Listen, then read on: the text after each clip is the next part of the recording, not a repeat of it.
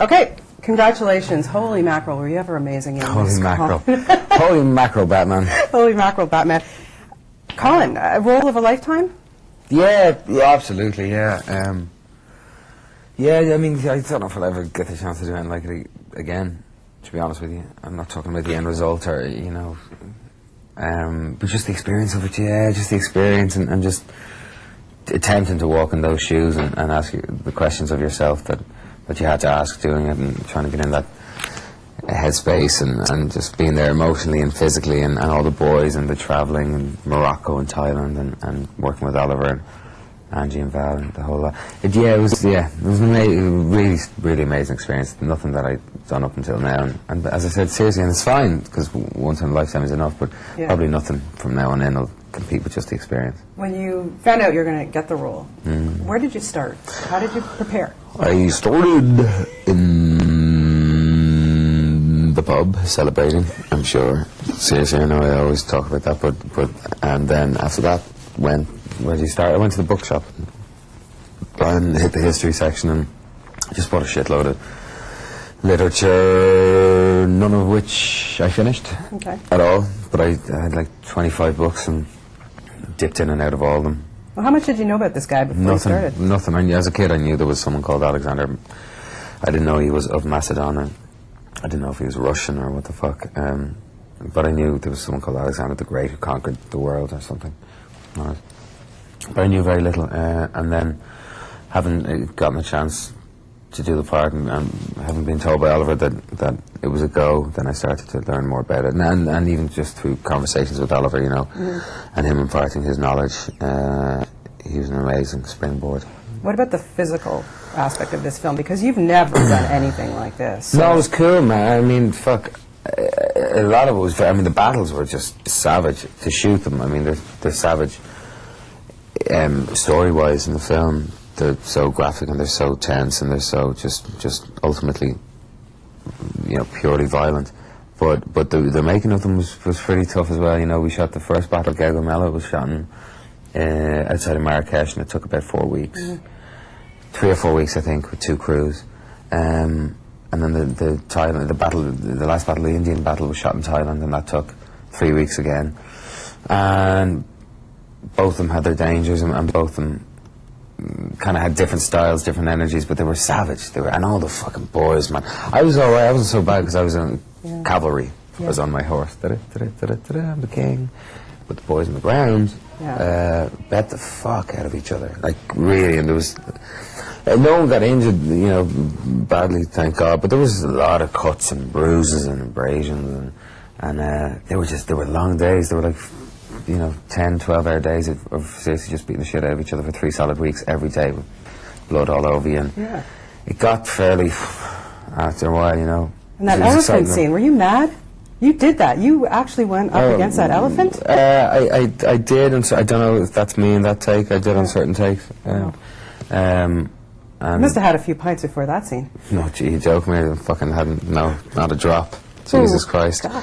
No, it was cool. It was good fun, man. It was so much fun. The India scene with the elephants and all that stuff was the toughest, I think, for me. I think for everyone. It was the end of the gig. It was 5 months in. We were a week out from finishing, and everyone was just tired. Everyone was so tired, and the horses were tired. Even they were skittish.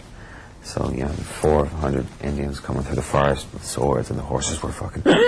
and, you know, without cueing them, they were rearing up, and you were just trying to stay on the fucking things. It was cool. Oliver Stone. Yeah, crazy. Working with that man. Yeah. Why do you actors aspire to just do your absolute damn best for this man? What is it about because him? Because he wants it. It's like, he's like, kind of want to please Dad. He's brilliant. He puts so much of his heart and his soul and everything that he is, all the good that's in him and all the shaky stuff that's in him as well. He puts every single ounce of his being into his work. Like Alexander in the film is kind of lauded for doing. Oliver also leads by example. He's a great man for, without saying the words, you know, do as I do, not as I say. And he's crazy, and he pushes you hard, both cast and crew, but no harder than he pushes himself. And you just see the level of love and care and passion that he has for what he does, and how desperate he needs to find the truth each take, and how desperate he needs to fight the good fight, and how much he really fights it against that, whether it's the studios or just to make sure the props or the armour or the costumes or the sets or the dialogue is right. He's rewriting all the time. He finishes work at 7 o'clock in the fucking evening, and we're all bitching about having a long day, and he goes off to the cutting room. I mean, he's an animal, and he's on the front line, and you see that, and it kind of breaks your heart, not in a poor Oliver way, but it breaks your heart, and fuck, that man is really fighting for something. Yeah. And you want to kind of just fight with him, you know.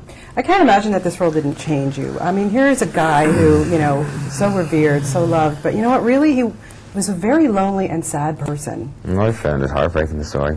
You know, because going into it, even having read the script, I knew the script had many aspects of loneliness and isolation and the burden of leadership and the misfortune kind of great fortune, and then doing it, I just found it heartbreaking. I found it the saddest fucking experience.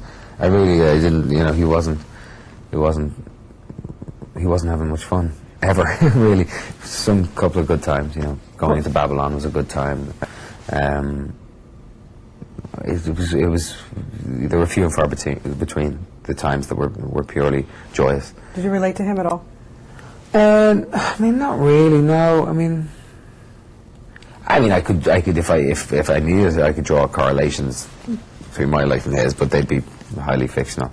But it wasn't even about that. I mean, the script was so good, and the words were so strong, and the characters were so beautifully sketched that you really could just purely believe the lie, believe what was the script. So what, in your opinion, made Alexander so great after playing him and getting to know him? I mean, I don't know. I mean, he had a decent head start with his upbringing, what he was born into, and his education and his training. And I mean, as he says himself, ever since I was a child, I've been born and bred to be ever the best, or bred for excellence. You know, he was bred with excellence in mind, with leadership in mind. He was groomed to be a king, but there was something that also then was his own making that separated him from anyone that went before him or has since come after him, and that was just his insatiable and his undeniable questioning of everything, of existence, of love, of friendship, of destiny, and his insatiable desire to not just ask the questions, but to seek and strive to find the answers at whatever cost, and was, you know, one of the world's first, if not the world's first, great adventurer and explorer. And I know there's elements. I know he was a tyrant at times. I know there was some things that he. Some events that took place during his rule that we would call atrocities, and it was a tough time. We don't show them in the film. There's so much. I mean, it's such a fucking dense story. You could get so locked down in so much shit. Yeah. I mean, we very much try and tell the dream, try and tell, you know, while remaining true to what Oliver felt was the history, or was the energy of the experience and of the life lived. We go for the myth. Yeah. We go for the hope, we go for the dream, we go for the... Yeah, it was really well told. It was excellent. I have to wrap up, but I do have to mention this, that you're being touted James Bond, and I just want to hear you say it, James fucking Bond. You got to say it. Yes, James fucking Bond. I haven't heard a thing, babe, and everyone's asking me, like, what? Chris Brosnan nailed me. He did. Colin, thank you. Best of luck to you. You too, Dana. You're so great. Can we come back to Toronto soon?